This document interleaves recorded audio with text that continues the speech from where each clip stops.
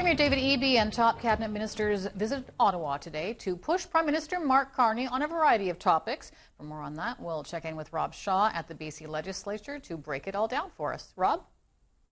Well, that's right. The Premier, the Finance Minister, the Jobs Minister and the Forest Minister all in Ottawa today. Working dinner planned with the Prime Minister, Mark Carney, on the schedule as part of those meetings. A few items on BC's agenda. Bail reform. The Prime Minister has said he's got legislation coming on that this fall. BC's got very specific asks on intimate partner violence after a horrific murder of a Kelowna mother in broad daylight this summer. There's also the issue of immigration.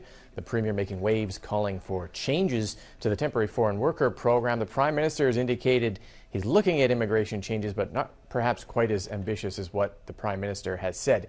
Then there is major projects. The Premier will lobby the Prime Minister for a big share of the $1 billion in softwood lumber bailout package before that gets gobbled up by Ontario and Quebec. On LNG, Ottawa's already backed LNG Canada Phase 2 and the Sasalams LNG this week, but BC wants approval for the Haisla Nation's Cedar LNG 2.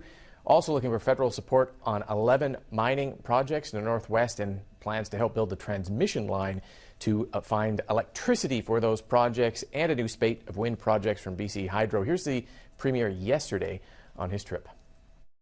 The other message is not just that we need a fair share of Ottawa's resources, because we are supporting provinces that are getting massive equalization payments from Ottawa that we don't get. We need support from Ottawa to be able to continue to support those other provinces.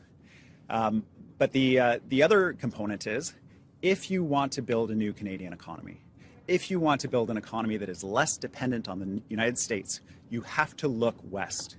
You have to look to British Columbia.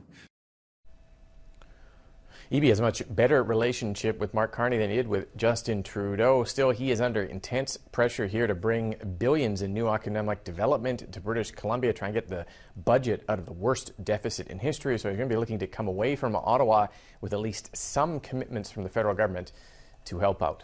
Back to you.